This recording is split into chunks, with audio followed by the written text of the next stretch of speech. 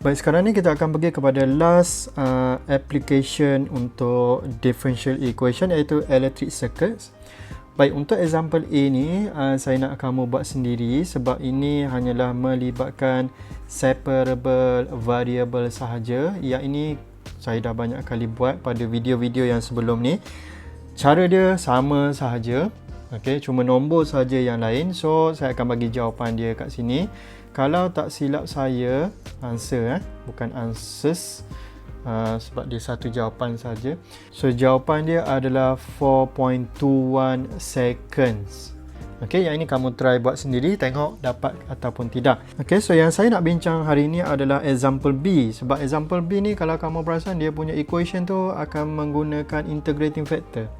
Okay, so in a simple electric circuit, the current A in amperes after t seconds is given by the differential equation. Okay, given that A equals to 0 when t is equal to 0.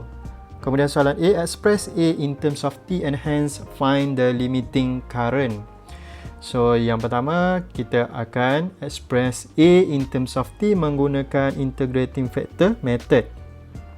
So kamu ada S. Okay, step yang pertama adalah S. Saya akan gunakan simpi sebab itu senang sikit nak ingat. So S kita mesti dapatkan dalam bentuk standard form. So adakah ini dah dalam bentuk standard form? Ya, dah dalam bentuk standard form sebab depan ni tak ada apa-apa, betul?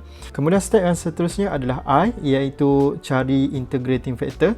So di sini akan jadi VT equals to E. Okey, integrate apa? Kita akan ambil semuanya nombor yang di sebelah A. Okey, so nombor yang di sebelah A adalah 2/3 termasuk dia punya sign. So sign dia adalah positif. Kita boleh tulis macam ni sajalah. With respect to T, so kita akan dapat E 2/3 T. Kemudian sampailah step M, iaitu multiply, meaning that kita akan multiply every terms in standard form with E to the power of 2/3 T. So dia akan jadi macam ni, plus 2/3 A times E 2/3 T equals to 8E 2/3 T. Kemudian next step adalah apa? Next step adalah kita akan buat dalam bentuk product rule. So kalau kamu ingat, dia akan jadi d/dt.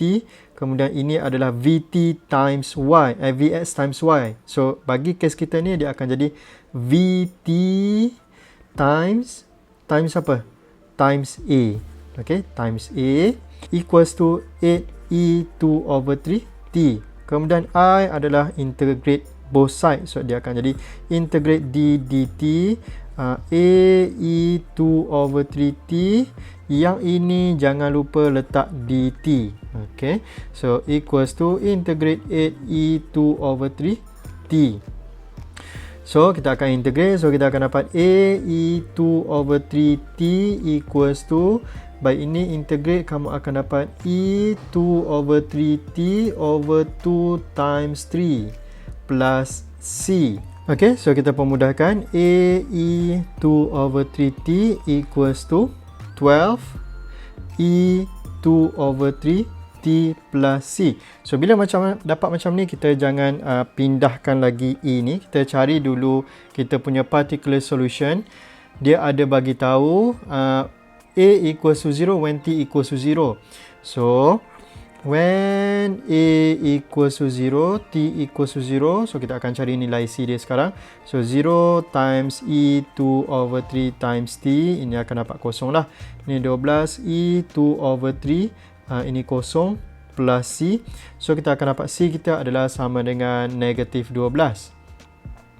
So kita punya particular solution kita sekarang akan jadi A E 2/3 T is equal to 12 E 2/3 T minus 12. Kemudian barulah kita pindahkan. Kita dapatkan A sama dengan apa? Sebab soalan ini dia cakap express A in terms of T. So dia akan jadi A equals to 12 E 2/3 T over E 2/3 T minus 12 over E 2/3 T. So kita akan dapat A adalah sama dengan 12 tolak 12 e to the power of negative 2/t 3T. Okay. Kemudian, find the limiting current. So, untuk cari limiting current, okay, to find limiting current, kita kena tengok pada T approaching infinity. Okay, kita nak tengok pada time yang sangat lama nanti dia punya current ni dia akan limit sampai berapa ampere. Okay, so kalau saya lukis, saya punya graf ni, untuk graf A ni, ini adalah X, ini adalah Y. Baik, ini adalah graf exponential. Dia ada negatif kat sini, dia ada negatif kat sini, dan dia naik atas 12 unit. So, dia akan jadi lebih kurang macam ni tau. Okay, dia akan jadi lebih kurang macam ni. So, ini adalah dia punya asymptote pada 12. Okay, 12 unit. Okay, ini X ni adalah T. Ini Y ni saya tukar kepada A. So, ini adalah A. So, dia punya limiting current dia adalah pada A equals to 12. So, cara nak kira dia, A equals to 12 minus 12 e to the power of 2 over 3t. So, bila nombor dekat sini ni sangat besar, okay, 12 bahagi nombor yang sangat besar, kita akan dapat kosong. Okay, 12 bahagi dengan nombor yang sangat besar, okay, dia akan jadi kosong. So, limiting current dia adalah sama dengan 12A. Okay, so kita boleh tengok melalui kita punya graf ataupun kita boleh kira, tapi kita tak boleh masukkan nilai infinity lah kat sini. Okay, kita hanya boleh buat macam ni saja. 12 bahagi dengan nombor yang sangat besar di bawah ni. Okay, so dia akan jadi menghampiri kosong ataupun kosong. So dia akan jadi 12 tolak kosong, so sama dengan 12A. Kemudian kita pergi kepada soalan B. Calculate the difference in the current flowing in the circuit from the 7 second to the 12 second. So, kita cari satu persatu.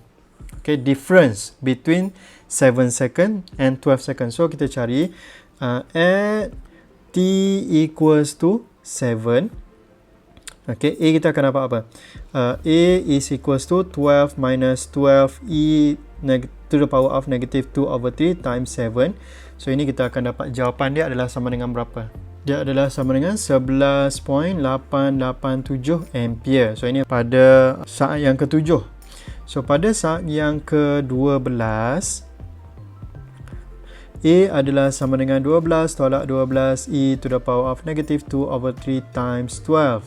So, ini kita akan dapat jawapan dia adalah sama dengan 11.996 ampere.